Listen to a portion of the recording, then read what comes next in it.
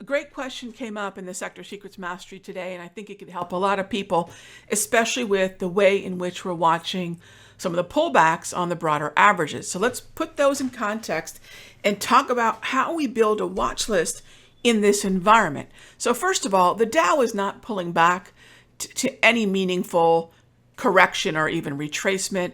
A 2%, just a 2% pullback would be 44,463. You can see this is barely a 1% pullback. So this is not really where any kind of bearish discussion would happen. But if the Dow were to pull back, we would focus on the symbols that would be weakest within it. We'll get to that in a moment. The NASDAQ. All right. Now, the indicator that I have running here, these labels, we call this a sanity check for a really good reason. Because it's easy to get wrapped up in the fear and the headlines when we get a sudden pullback like this. Now, a pullback from the highs, which you can see here about 24,068, a 2% pullback would be 23,587, and a 3% pullback would be 23,346. So we're not quite to a 5% correction. We're somewhere just below 3%. And that's a pretty decent pullback. Not panic levels at all, but certainly a pretty decent pullback.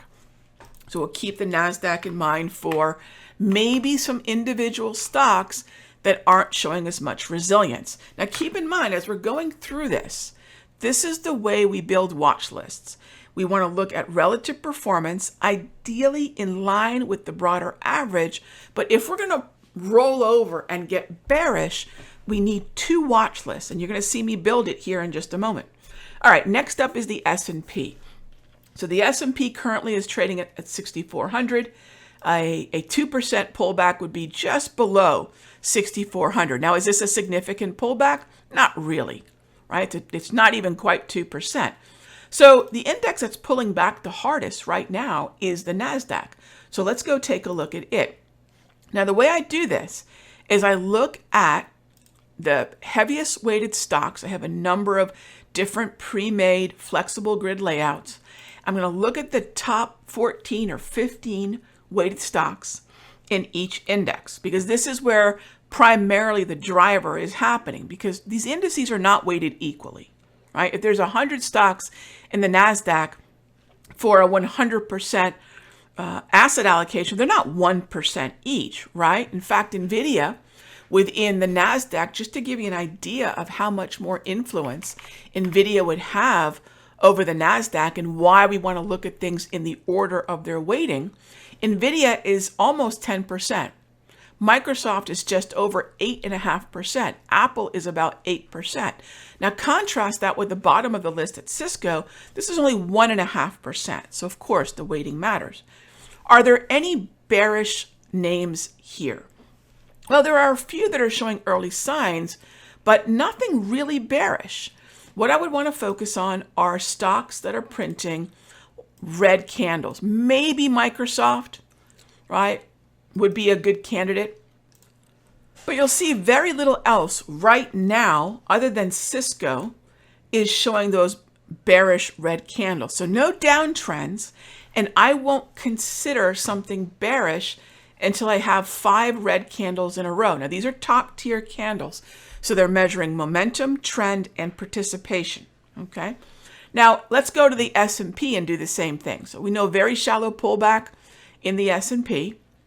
But are there any early bearish signs? Now, by the way, if you're looking at bullish names, every Monday in the Sector Secrets Mastery, I rank all the sectors that are the leaders and the leading stocks within them. And every week we have a brand new list of stocks. Really easy to read.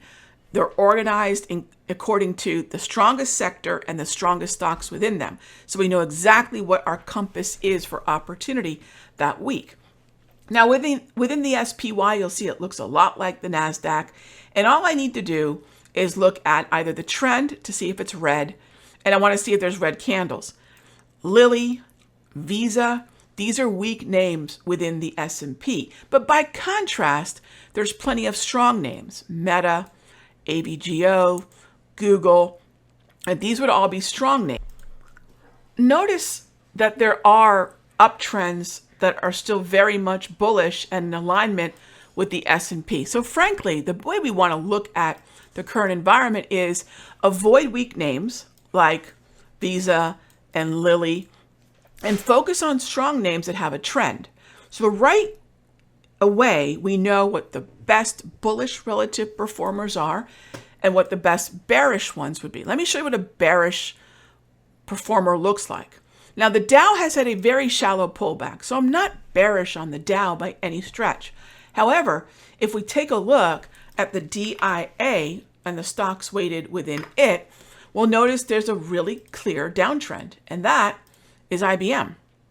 So if I'm going to be bearish in anything in the Dow, and if I'm going to be bearish at all, it would be specifically in IBM.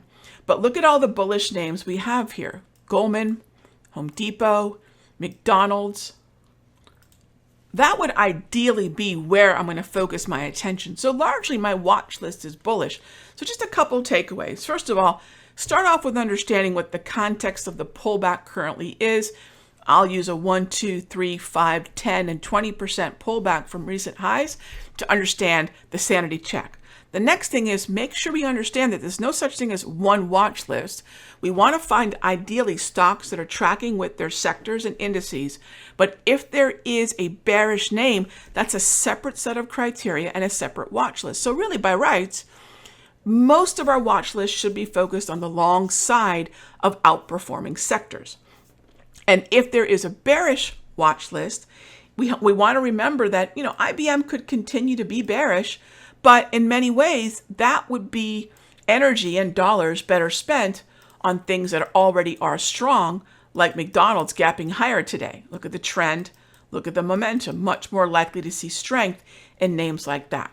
When you break your watch list down and you rank the outperforming sectors and the outperforming stocks within them, and then separate the bearish or underperforming or the bearish relative performers, however you want to think about that, that's a separate list. And then don't forget, it's not our job to pick tops as traders, but rather find follow through. And if there's overall strength, that's where we want to be.